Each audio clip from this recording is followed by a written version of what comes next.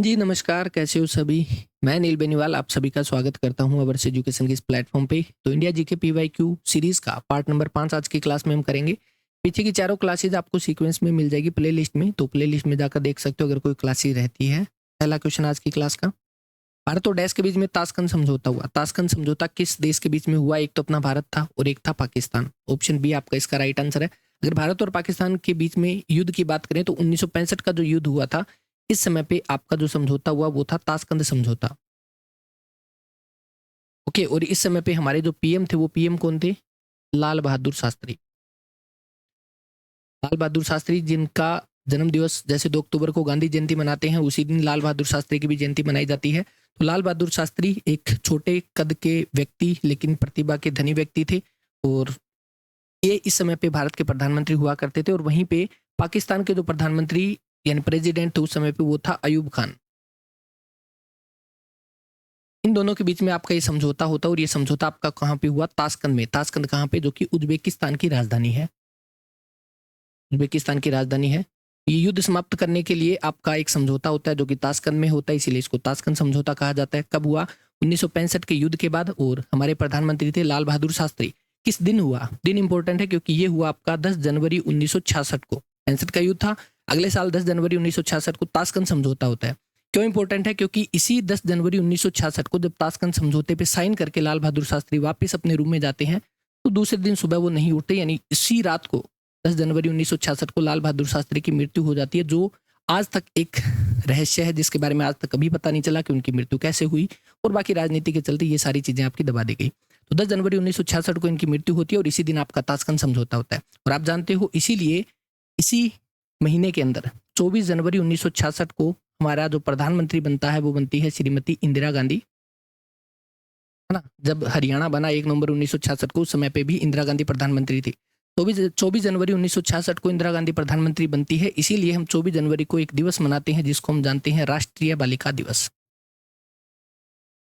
राष्ट्रीय बालिका दिवस, है ना। तो इसको ध्यान रख सकते हो। 1965 में युद्ध हुआ, उस समय पे ताशकंद समझौता हुआ उज्बेकिस्तान की राजधानी ताशकंद के अंदर। उसके बाद अगला युद्ध होता है 1971 के अंदर, और 1971 में जब युद्ध होता है, आप जानते हैं जब बांग्लादेश को एक अलग से देश बनाया गया, पहले पूर्वी पाकिस्तान और पश्चिमी पाकिस्तान थे। बाद में 1971 में आपका एक समझौता होता है, उसको हम जानते हैं शिमला समझौता या शिमला एग्रीमेंट। 1971 के युद्ध के बाद जो होता है वो कौन सा? शिमला। और 1999 के समय में आपका कौन सा हुआ था? लाहौर समझौता। ये तीनों के तीनों किस किस के बीच में हुए? भारत और पाकिस्तान के बीच में। 65, 71, 99, 3 युद्ध, 3 समझौते भारत और पाकिस्तान के बीच में। ऑप्शन बी आपका राइट आंसर है। चीन के साथ अपना युद्ध हुआ था 1962 का ना। बाकी क्वेश्चन का आंसर अपना ऑप्शन नंबर बी बन जाएगा। नेक्स्ट, भारत में जन्मे उस ब्रिटिश लेखक का नाम बताइए जिसने द जंगल बुक और किम लिखी है। द जंगल बुक अच्छे से जानते हैं लगभग सभी बच्चे, जो टीवी पे एक सीरियल आता था जिसको हम जानते हैं द जंगल बुक या मोगली के नाम से। एक छोटा लड़का जो जंगल में खो जाता है, बाद में जंगल में ही उन जानवरों के बीच में पला बड़ा होता है, और वो उन्हीं के साथ ही उन्हीं की ही जो पर्यावरण है उसमें वो ढल जाता है। तो मोगली की कहानी आप सभी ने सुनी होगी। ये जो बुक है ये किसके द्वारा लिखी गई? ये लिखी गई रुडयार्ड किपलिंग। ऑप्शन ए आपका राइट आंसर है। ठीक है, रुडयार्ड किपलिंग के द्वारा आपकी एक नोवेल, एक बुक लिखी जाती है 1894 के अंदर, जिसको द जंगल बुक या मोगली के नाम से हम जानते हैं। और इस बुक के लिए या बाद में इनको एक प्राइज दिया जाता है, नोबेल प्राइज। ये ध्यान रखना, इस बुक के लिए नहीं था शायद, लेकिन इनको नोबेल प्राइज दिया जाता है इसमें लिटरेचर में, क्योंकि एक लेखक थे तो लिटरेचर यानी साहित्य में इनको नोबेल प्राइज दिया जाता है 1907 के अंदर। इतना ध्यान रखना। ऑप्शन ए आपका राइट आंसर है। रुडयार्ड किपलिंग के द्वारा बुक लिखी गई द जंगल बुक और किम। ठीक है, ऑप्शन ए। ये कंडक्टर के पेपर में पूछा गया था एचएसएससी के 2017 के अंदर। भारतीय कराधान प्रणाली में मूल्यवर्धित कर, कराधान प्रणाली यानी कि आपका टैक्सेशन डिपार्टमेंट के अंदर मूल्यवर्धित कर यानी कि वैट की शुरुआत कब हुई? वैट, जिसको मूल्यवर्धित कर बोलते हैं या जिसको वैल्यू एडिड टैक्स कहा जाता है। ठीक है, वैल्यू एडिड टैक्स। वैट की शुरुआत कब होती है? तो ये आपकी हरियाणा में शुरू होती है सबसे पहले। अगर मैं कहूँ वैट को शुरू करने वाला सबसे पहला, वैट की शुरुआत सबसे पहले कहाँ पे हुई थी? पूरे देश में अपने हरियाणा से इसकी शुरुआत होती है। और भारतीय कराधान प्रणाली में वैट की शुरुआत कब हुई? तो वैट की शुरुआत हुई आपकी 1 अप्रैल 2005। ऑप्शन सी आपका इसका राइट आंसर है। ध्यान रखना, इंपॉर्टेंट क्वेश्चन है, पूछा जा सकता है। एक्सटेंशन ऑफिसर 2016 के पेपर में ये क्वेश्चन आपका पूछा गया था। उसके बाद वैट आपका क्या था, वैट आपका हर एक स्टेट के अंदर आपका अलग अलग टैक्स लगता था। और बाद में आप जानते हो 1 जुलाई 2017 तो एक स्कीम आती है one nation one tax. One nation one tax, VAT क्या था, हर एक स्टेट का आपका अलग अलग वैट लगता था। जैसे आज भी आप जानते हो पेट्रोल है, जो लिक्वर है यानी जो शराब है वो आपकी, उस पे आज भी वैट ही लगता है। इसीलिए आपने देखा होगा राजस्थान में उसका प्राइस अलग है, हरियाणा में अलग है, तो इनका प्राइस अलग होता है क्योंकि वो वैट के अंदर हर एक स्टेट का वैट आपका अलग होता था। 1 जुलाई 2017 को वन नेशन वन टैक्स के तहत आपका जीएसटी आता है, गुड एंड सर्विस टैक्स, जो कि आपका किस प्रकार का टैक्स है, इनडायरेक्ट टैक्स है। ठीक है, इनडायरेक्ट टैक्स है। और इसके लिए आपका 122वां बिल आया था जिसके तहत आपका 101वां कॉन्स्टिट्यूशनल अमेंडमेंट जारी किया गया था और 1 जुलाई 2017 को जीएसटी की शुरुआत की जाती है। तो उससे पहले आपका क्या था, वैट था। ऑप्शन सी आपका इसका राइट आंसर है, 1 अप्रैल 2005। और जीएसटी भी आपका किस प्रकार का टैक्स है, वैल्यू एडिड टैक्स है। ठीक है, इनडायरेक्ट है, इनडायरेक्ट टैक्स का एक टाइप हो जाएगा। और जीएसटी का बिल सबसे पहले किस स्टेट ने पास किया, तो जीएसटी का पास किया था आसाम ने। भी ध्यान रख लेना, अगर पूछा जाए तो बता देना। बाकी इसका right answer option number C. Which is the first state, अच्छा ये क्वेश्चन भी आ गया आपका एचएसएससी पुलिस कांस्टेबल एग्जाम के अंदर क्वेश्चन आया था कि which is the first state of India to introduce VAT value added tax. Bharat में वैट या मूल्य वर्धित कर लागू करने वाला पहला राज्य कौन था, वो अपना हरियाणा था। ऑप्शन सी आपका जो राइट आंसर हो जाएगा। पहले वित्त आयोग का गठन 1951 में किया गया, इसके अध्यक्ष आपके कौन थे, तो वित्त आयोग जो है यानी फाइनेंस कमीशन, फाइनेंस कमीशन मंडी सुपरवाइजर के पेपर में आया था। तो फाइनेंस कमीशन जो है इसका आपका किस अनुच्छेद में है, तो आर्टिकल 280 में फाइनेंस कमीशन यानी वित्त आयोग का आपका जिक्र किया गया है। और वित्त आयोग का काम क्या होता है, जो भी गवर्नमेंट के पास टैक्स आता है वो टैक्स जो है उसका बंटवारा किया जाता है किसमें, स्टेट और सेंटर के बीच में। तो कितना स्टेट को जाएगा, कितना सेंटर के पास रहेगा, इसके बारे में सिफारिश करता है, इसके बारे में बताता है कि इतना दिया जाना चाहिए, ये बताता है फाइनेंस कमीशन। हालांकि फाइनेंस कमीशन बताएगा उतना देना जरूरी नहीं है क्योंकि ये आपकी एक सलाहकारी है, इसकी जो सुझाव है वो सलाहकारी होगा। इसके लिए केंद्र सरकार बाध्य नहीं है कि जो इसने बताया उतना ही स्टेट को देना होगा। तो फाइनेंस कमीशन आर्टिकल 280 के अंदर है, जिसका काम है कि जो सेंटर और स्टेट के बीच में जो राजस्व आता है उसका बंटवारा करना। और इसके लिए आपका जो पहला वित्त आयोग था उसका गठन किया गया 1951 के अंदर। और इसके जो अध्यक्ष आपके बनाए गए वो बनाए गए के.सी. नियोगी। ऑप्शन ए जो है वो आपका इसका राइट आंसर रहेगा। ठीक है, के संथानम जो है ये किसके थे, सेकंड जो आपका फाइनेंस कमीशन आया था उसके के संथानम बने थे। अब यहाँ पर जो बात आती है अभी लेटेस्ट का इंपॉर्टेंट रहेगा आप सभी के लिए, 16वां चल रहा है अभी, 16वां फाइनेंस कमीशन। ठीक है, 2023 ये इंपॉर्टेंट है क्योंकि इसके जो चेयरमैन बनाए गए हैं ना वो है, ये शायद पेपर में भी आया था किसी ना किसी में अभी 2024 में, अरविंद पनगड़िया। ठीक है, ये आपके लिए इंपॉर्टेंट रहेगा। 16वें वित्त आयोग के चेयरमैन कौन है, अरविंद पनगड़िया। इससे पहले 15वां था और 15वें के कौन थे, 15वां फाइनेंस कमीशन जो कि 2017 में, इसके एन.के. सिंह। ये तो कई बार पेपर में आ चुका है 2017 के बाद से। ओके, तो एन.के. सिंह 15वें के, लेकिन 16वां ध्यान रखना है, अरविंद पनगड़िया इसके आपके चेयरमैन हो जाएंगे। और यहाँ पर आपसे पूछा गया कि पहले अध्यक्ष आपके कौन थे, के.सी. नियोगी। इसके अध्यक्ष की नियुक्ति या फाइनेंस कमीशन का गठन किसके द्वारा किया जाता है, इसका गठन किया जाता है राष्ट्रपति के द्वारा, प्रेसिडेंट के द्वारा इसका गठन किया जाता है हर 5 साल के लिए। Okay, right answer option number A. बाकी इनके बारे में ध्यान रखने की जरूरत नहीं है। के.सी. पंत जो है वो 10वें वित्त आयोग के अध्यक्ष थे और वाई.वी. चौहान जो है ये 8 फाइनेंस कमीशन के अध्यक्छ थे। ये दो ध्यान रखना, पहला और दूसरा, के.सी. नियोगी के संथानम, और जो लेटेस्ट वाला 16वां Arvind Panagariya. Option A. Which of the following companies launched Shagun gift and insurance policy. Shagun gift जो बीमा पॉलिसी है ये लॉन्च की गई थी, किस के द्वारा शुरू की गई थी, ये सीटी के पेपर में ही पूछा गया, 2024 में पेपर हुआ था उसमें। तो ये जो स्कीम शुरू की गई ये की गई एसबीआई के द्वारा, SBI general insurance. Option C जो है वो आपका इसका राइट आंसर रहेगा। ठीक है, अब यहाँ पर ये तो शायद करंट अफेयर का बनता है, यहाँ पे कुछ और बात कर लेते हैं। एसबीआई जो इसकी स्थापना आपकी होती है 1 जुलाई 1955 और इसका जो हेडक्वार्टर है वो कहाँ पे है, मुंबई में।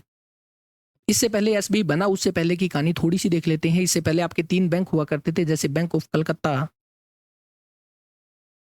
ठीक है, उसके बाद बैंक ऑफ बॉम्बे,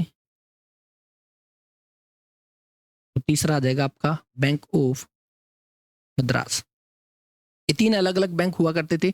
इन तीनों को मर्ज करके 1921 के अंदर, 1921 में एक बैंक बनाया गया जिसको बोला गया इंपीरियल बैंक ऑफ इंडिया।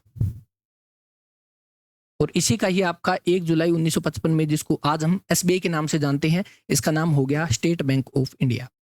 ठीक है, तो ऑप्शन बी आपका जो है इसका आपका राइट आंसर है। हेडक्वार्टर मुंबई के अंदर हो जाएगा एसबीआई का, और सगुन गिफ्ट बीमा पॉलिसी लॉन्च की गई एसबीआई जनरल इंश्योरेंस के द्वारा। सिडबी का विस्तृत रूप क्या है? सिडबी की फुल फॉर्म पूछी गई है, जो कि आपका हो जाएगा स्मॉल इंडस्ट्रीज। स्मॉल इंडस्ट्रीज किसमें है? Option C, small industries development bank of India. ठीक है, सिडबी स्मॉल इंडस्ट्रीज के डेवलपमेंट के लिए जो बैंक बनाया गया, जिसको small industry development bank of India के नाम से हम जानते हैं।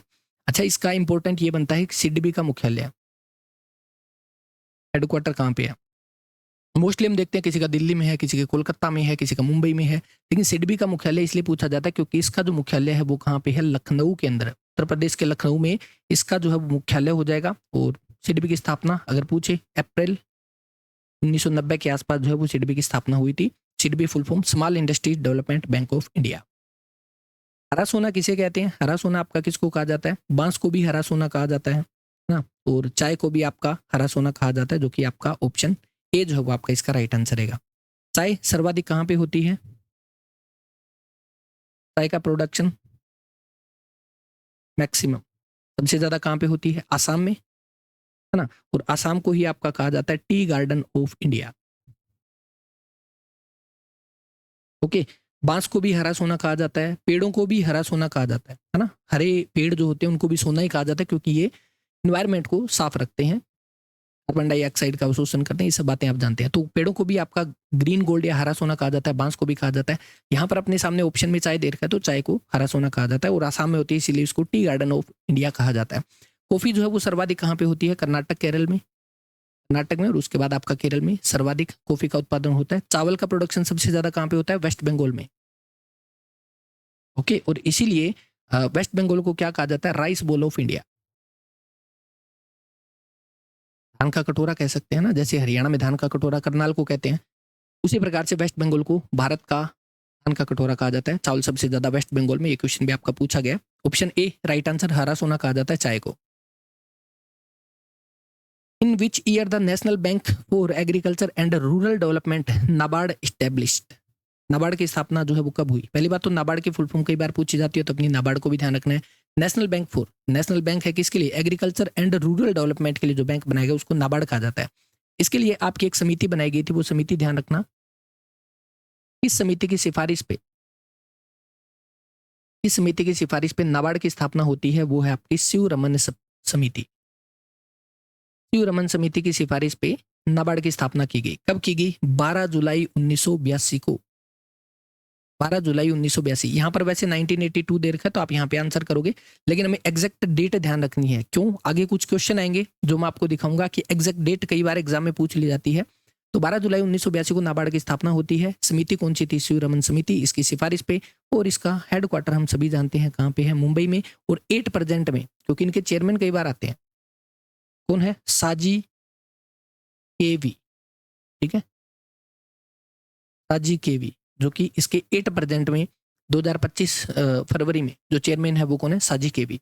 ऑप्शन बी आपका जो है वो राइट आंसर।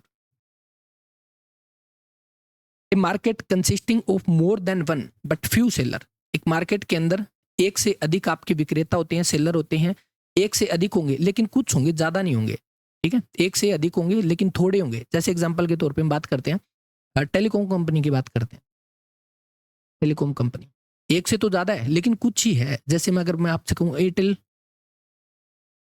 बीएसएनएल, वीआई, जियो ना, एयरटेल, बीएसएनएल, वीआई, जियो, बस यही है मोस्टली, इन्हीं का ही जो है टेलीकॉम नेटवर्क चलता है, जिनके सिम हम मोस्टली यूज करते हैं। तो ये एक से तो ज्यादा है लेकिन कुछ गिने चुने ही है, अनलिमिटेड नहीं है, ये आप कह सकते हो। कुछ ज्यादा नहीं है, कुछ गिने चुने 4-5 ही नाम है जिनकी सिम हम यूज करते हैं। ये आपके आते हैं किसके अंदर? इनको कहा जाता है आपका अल्पाधिकारी या ओलिगोपोली। ऑप्शन सी आपका राइट आंसर है। जो एक से तो अधिक है, अगर एक ही पूछे, जहां पर आपका एक होता है, जहां पे आपका सेलर कितने होते हैं? एक, ठीक है, सिंगल, सिंगल सेलर होगा उसको तो मोनोपोली कहते हैं। जैसे रेलवे है, तो रेलवे का तो कोई है ही नहीं, इंडियन रेलवे है, उसका कोई कंपिटेंट है ही नहीं, मतलब वो एक ही है, तो उसका एक सिंगल सेलर हो गया। लेकिन ओलिगोपोली में कुछ फ्यू होते हैं, जैसे मैंने आपको बताया, इस अकॉर्डिंग तो ध्यान रखना, ऑप्शन सी आपका right answer. The Bondla wild life sanctuary is located in which state? Bondla वन्यजीव अभयारण्य किस राज्य में स्थित है? तो बोंडला आपका हो जाएगा कहाँ पे? गोवा के अंदर। ऑप्शन बी आपका राइट आंसर है, गोवा में।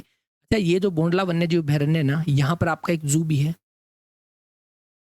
बोंडला के अंदर आपका क्या एक जू भी है। अगर मैं यहाँ पर कहूँ गोवा के अंदर आपका नेशनल पार्क एक ही है, वो नेशनल पार्क एक है, तो हमें उसका ध्यान रखना है। कौन सा? Mollem national park. Mollem national park एकमात्र नेशनल पार्क कहाँ पे? गोवा के अंदर, जो कि हमें ध्यान रखना है, मोलेम नेशनल पार्क। अच्छा, मणिपुर के अंदर एक नेशनल पार्क है जो कि कई बार एग्जाम में पूछा गया है। नेशनल पार्क कौन सा है? एकमात्र तैरता हुआ पार्क, फ्लोटिंग तैरता हुआ पार्क, जिसको हम जानते हैं किस नाम से? काबुल लामजाओ, जो कि आपका कहाँ पे हो जाएगा? मणिपुर के अंदर है। और अगर वेस्ट बंगाल की बात कहूँ तो यहाँ से आपको पता ही है, पेपर में आया था, सुंदरबन नेशनल पार्क कहाँ पे है? वेस्ट बंगाल में है। यहाँ पर एक जलदापारा भी है, जलदापारा नेशनल पार्क, ये आपका वेस्ट बंगाल के अंदर हो जाएगा। बोंडला पूछा गया, जो कि आपका कहाँ पे हो जाएगा? गोवा के अंदर, ये ऑप्शन। 38वीं समांतर बार बार समाचारों में थी, यह क्या है? 38वीं समांतर लाइन या 38वीं पैरेलल लाइन जो है पूछी गई है, किस किस को अलग करती है? तो 38वीं पैरेलल लाइन जो है वो किसको अलग करती है? उत्तरी कोरिया को दक्षिणी कोरिया से, नॉर्थ कोरिया को साउथ कोरिया से अलग करती है। वो कौन सी है? वो आपकी हो जाएगी 38वीं पैरेलल लाइन। इसके साथ और ध्यान रखना, एक 49वीं 49th पैरेलल लाइन, समांतर लाइन जो है, समांतर रेखा 49वीं, ये किसको अलग करती है? ये करती है यूएसए को कनाडा से। ओके, ऑप्शन उत्तरी कोरिया को दक्षिण कोरिया के बीच की रेखा, सीमा रेखा, ऑप्शन बी राइट आंसर। रेगिस्तान रहित महाद्वीप है, जहां पर रेगिस्तान नहीं है, वो कौन सा है? वो आपका एकमात्र यूरोप है, जहां पर कोई भी रेगिस्तान नहीं है। बी ऑप्शन आपका राइट आंसर रहेगा। अगर मैं लार्जेस्ट की बात करूँ ना, लार्जेस्ट महाद्वीप कॉन्टिनेंट हमारे कौन से हैं? अगर एरिया में पूछे या पॉपुलेशन में पूछे, टॉप दो की बात करते हैं। नंबर 1 पे हमारा कौन सा? एशिया है, जहां पे जनसंख्या भी सबसे ज्यादा है और एरिया भी सबसे ज्यादा है। दूसरे पर आता है अफ्रीका, और अफ्रीका में क्या है? दूसरे नंबर पे एरिया में है, और ये पॉपुलेशन में भी दूसरे पर है। पहले दोनों आपके सेम है, एरिया और पॉपुलेशन में सबसे बड़ा एशिया है, दूसरा आपका अफ्रीका हो जाएगा। यहाँ पर एक क्वेश्चन आया था पेपर में, जिसमें ये बोला गया था कि किस महाद्वीप में सर्वाधिक देश है? मैक्सिमम कंट्री किस कॉन्टिनेंट के अंदर है? तो सर्वाधिक देश कहाँ पे है? अफ्रीका में, शायद 54 के समथिंग कुछ है, तो ये सर्च करके अपना नोट कर लेना। किस महाद्वीप में सर्वाधिक देश है? तो अफ्रीका में सर्वाधिक देश है। और रेगिस्तान रहित महाद्वीप यूरोप हो जाएगा, B option. The total number of time zone in the world, विश्व में कुल समय क्षेत्रों की संख्या कितनी है? टाइम जोन टोटल कितने हैं? तो विश्व में टोटल जो टाइम जोन है वो कितने हो जाएंगे? 24 टाइम जोन है टोटल विश्व के अंदर। जो आपका ग्लोब है या विश्व जो है, उसको 24 अलग अलग पार्ट में यहाँ पे 24 लाइनें बनाई गई है, जिसके तहत वहाँ का टाइम डिसाइड होता है। जैसे हम जानते हैं भारत के अंदर हमारी कौन सी लाइन है इंडिया में? 82.5 डिग्री ईस्टर्न, जो कि किस देश से गुजरती है? ये गुजरती है हमारे 5 स्टेट से, ठीक है। और कौन कौन से स्टेट है? यूपी, एमपी, एपी, उसके बाद छत्तीसगढ़, उसके बाद उड़ीसा। सीक्वेंस में नहीं है, लेकिन याद करने के लिए आसान है। UP, MP, AP, Chhattisgarh, Orissa. Uttar Pradesh, Madhya Pradesh, ये आंध्र प्रदेश है। अरुणाचल प्रदेश तो आपको पता ऊपर होगा। तो उत्तर प्रदेश, मध्य प्रदेश, आंध्र प्रदेश, छत्तीसगढ़, उड़ीसा, इन 5 स्टेट से ये लाइन गुजरती है 82.5 डिग्री। और इसी के तहत आपका भारत में आपका टोटल टाइम जोन कितने हैं? इंडिया में तो हमारा एक ही है, एक टाइम जोन है। मैक्सिमम पूछे ना, मैक्सिमम। जैसे आप जानते हो सबसे बड़ा देश हमारा कौन सा है? देश कौन सा है हमारा? क्या पूरे वर्ल्ड में सबसे बड़ा? रशिया। रशिया में टोटल जो टाइम जोन है ना वो कितने हैं? 11 टाइम जोन है। इसके बाद दूसरे नंबर पे आता है यूएसए, और यूएसए में टोटल 6 टाइम जोन है। ओके, मतलब आप रशिया में ही, अगर आप यूं मान लो कि ये रशिया है, अगर आप यहां से यहां तक आते हो तो आपका 11 बार टाइम चेंज हो जाएगा। ये आपका टाइम जोन 11 है रशिया के अंदर, और यूएसए में 6 टाइम जोन है, इंडिया में अपना एक ही है। तो टोटल समय क्षेत्रों की संख्या पूछी गई है, टाइम जोन पूछे गए, टोटल विश्व में हो जाएंगे 24, सी ऑप्शन। अच्छा, एक कमेंट करके बता देना, मैंने आपसे कोई क्वेश्चन नहीं पूछा आज, कि ये तो बात हो गई किसकी? 82.5 डिग्री जो लाइन है वो 5 स्टेट से गुजरती है। समय मानक रेखा भारत के 5 स्टेट से गुजरती है। तो जो कर्क रेखा है वो भारत के कितने राज्यों से गुजरती है? कितने स्टेट से गुजरती है, प्लस में उनके नेम क्या है? और वो सीक्वेंस में बताना। सीक्वेंस में मतलब हमारा पश्चिम से पूर्व की तरफ जाने वाले सीक्वेंस में, तो उससे आपको भी याद हो जाएगा अगर आप कमेंट करोगे तो। C option. स्वतंत्रता आंदोलन के दौरान निम्न में से कौन सा क्रांतिकारी से दार्शनिक बन गया? फिलोसफर बन गया था, कौन बन गया था? अब यहाँ पर मैं आपसे कहूँ, हम पढ़ते हैं किसके बारे में? बंगाल विभाजन के बारे में। बंगाल विभाजन जो है वो कब हुआ आपका? 1905 में। 1905 में भी कब इसकी घोषणा होती है? 19 जुलाई 1905 को। डेट ध्यान रखना, क्यों? क्योंकि अगला क्वेश्चन इसी से है। 19 जुलाई 1905 को बंगाल विभाजन की घोषणा की जाती है कि बंगाल का विभाजन किया जाएगा, बंगाल को 2 भागों में बांटा जाएगा। उसके बाद एक आंदोलन शुरू होता है इसी से संबंधित, वो था 7 अगस्त 1905 को, और वो आंदोलन था स्वदेशी आंदोलन। शायद इसके बारे में हम कुछ बातें कर चुके हैं पहले क्लास में। अब काम आएगा आपको ये वाली डेट क्यों इंपॉर्टेंट है। 7 अगस्त 1905 को स्वदेशी आंदोलन होता है और बाद में फाइनली 16 अक्टूबर 1905 को बंगाल का विभाजन कर दिया जाता है। बंगाल विभाजन कर दिया, जिसको बंग भंग के नाम से भी हम जानते हैं। अच्छा, स्वदेशी आंदोलन शुरू किया गया, इसका मतलब क्या था? कि स्वदेशी वस्तुओं को यूज करना, विदेशी वस्तुओं का बहिष्कार करना। तो ये इसका मोटिव था स्वदेशी आंदोलन का। बाद में क्या हुआ हम जानते हैं, 2 नरम दल और गरम दल। कांग्रेस जो है वो 2 भागों में बन जाती है, नरम दल और गरम दल के अंदर। तब 1907 के अंदर एक अधिवेशन हुआ था जिसके अंदर इन्होंने अपनी एक दूसरे की सूरत देखने से भी मना कर दिया। 1907 के सूरत अधिवेशन के अंदर नरम दल और गरम दल 2 भागों में बंट जाते हैं। और इसमें जो नरम दल वालों का क्या कहना था? इनका कहना था कि हम स्वदेशी आंदोलन को शुरू कर रहे हैं और हम क्या करते हैं, जो विदेशी वस्तुएं हैं उनका बहिष्कार करते हैं। और क्या करते हैं, ये आंदोलन क्योंकि बंगाल विभाजन से संबंधित है, इसीलिए इस आंदोलन को सिर्फ हम कहां तक, बंगाल तक सीमित रखें। ये जो लाइन थी ये नरम दल की थी। उसके बाद गरम दल वाले क्या कहते हैं कि स्वदेशी आंदोलन जो हम शुरू कर रहे हैं, लेकिन इसमें सिर्फ चीजों का बहिष्कार ना करके अंग्रेजों की हर एक चीज का बहिष्कार करें। जैसे उनके द्वारा जो एजुकेशन दी जा रही है या जो भी उनके द्वारा सर्विस दी जा रही है, उन सभी का टोटली बहिष्कार किया जाए, हाईकोर्ट किया जाए उसका। साथ ही उन्होंने ये बोला कि ये बंगाल तक सीमित ना रखकर इसको ऑल ओवर इंडिया कर दिया जाए, सारे भारत में इस आंदोलन को फैलाया जाए, ताकि ये ना हो कि बंगाल अपने आप को अलग समझे या पूरे देश के लोग जो इस आंदोलन से जुड़ जाए, ताकि अंग्रेज जो जल्दी भारत छोड़ के चले जाए। ये बात कही गई। नरम दल और गरम दल के बीच में ऐसा कुछ मतभेद हुए, इस वजह से 1907 के अंदर ये दोनों अलग अलग भागों में बंट जाते हैं और अंग्रेज इस बात का फायदा उठा जाते हैं और स्वदेशी आंदोलन यहाँ पर आपका बंद हो जाता है। उसके बाद अंग्रेजों ने क्या देखा कि जो नरम दल है वो तो हमारे फेवर में ऑलरेडी है, वो तो इतना ज्यादा बोल नहीं रहे, तो गरम दल को कहीं ना कहीं हमें इनको कंट्रोल करना पड़ेगा। और इनको कंट्रोल करने के लिए इनको एक षड्यंत्र जो है, जिसको आप पढ़ते हो कई बार, अलीपुर षड्यंत्र केस। अलीपुर षड्यंत्र केस के चलते जो गरम दल है, जैसे लाल बाल पाल की हम बात करते हैं, और कुछ जो गरम दल के क्रांतिकारी थे उनको गिरफ्तार करके उनको जेल में डाल दिया जाता है। जिनमें हम जानते हैं कि इसके बाल गंगाधर तिलक के बारे में। बाल गंगाधर तिलक को इनको कहाँ पे, मांडले जेल में भेज दिया जाता है 6 साल के लिए। 6 साल के लिए मांडले जेल में भेज दिया जाता है बाल गंगाधर तिलक को, और देशद्रोह का आरोप लगाया था इनके ऊपर। उसके बाद दूसरे जो थे कौन, विपिन चंद्रपाल। विपिन चंद्रपाल को जब इनको जेल में कैद किया गया, उसके बाद विपिन चंद्रपाल ने, जैसे हम पढ़ते हैं ना, कौन कौन थे गरम दल, लाल बाल पाल, और लाल बाल पाल के साथ एक थे अरविंदो घोष, ये थे। अब अंग्रेजों ने क्या किया, जहां पर अलीपुर षड्यंत्र केस के चलते या जो गरम दल के नेता थे उनको पकड़ पकड़ के जेल में डालना शुरू कर दिया। लाला लाजपत राय है, ये कहाँ पे चले गए, ये यूएसए से होके हुए कनाडा चले जाते हैं।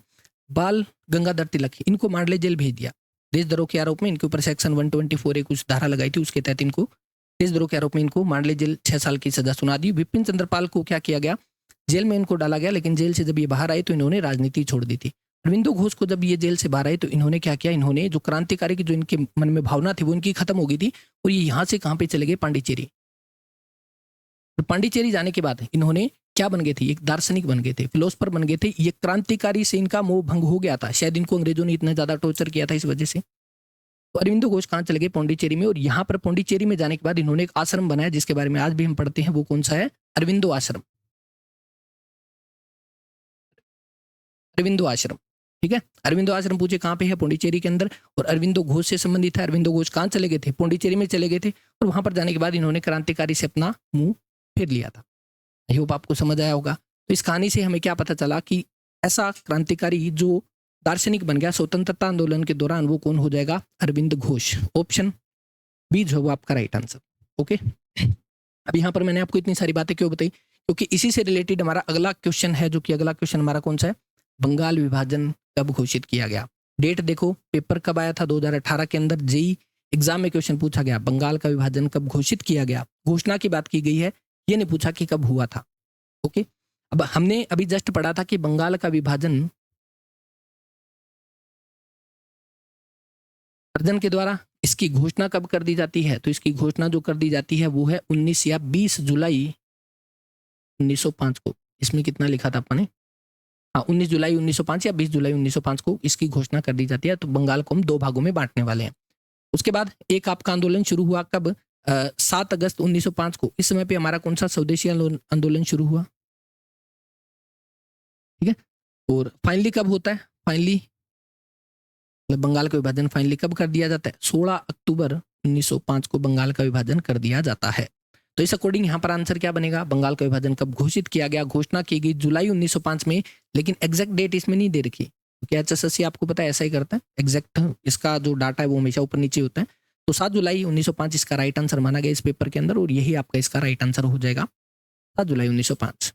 ओके, ये आपका जेईई के पेपर में क्वेश्चन आया था। आई होप आपको समझ आया होगा और आपको कुछ चीज़ें याद भी रही होगी। तो आज की क्लास के लिए अपने इतने क्वेश्चन रहेंगे। ये सारी बातें जो मैंने आपको बताई है, क्योंकि क्वेश्चन आता है तिलक को कहाँ पर भेजा गया था, जेल में, मांडले जेल भेजा गया था बर्मा के अंदर, ठीक है। भारत से ही अलग इनको भेज दिया ताकि ये दोबारा से मतलब इनका जो इफेक्ट है वो यहाँ पे खत्म हो जाए, कुछ ऐसे करके। और नरम दल गरम दल के बारे में पूछा जाता है, इनका विभाजन कब हुआ, 1907 के सूरत अधिवेशन के अंदर हुआ। ये तीनों डेट मैंने आपको बताई जो कि इंपॉर्टेंट है।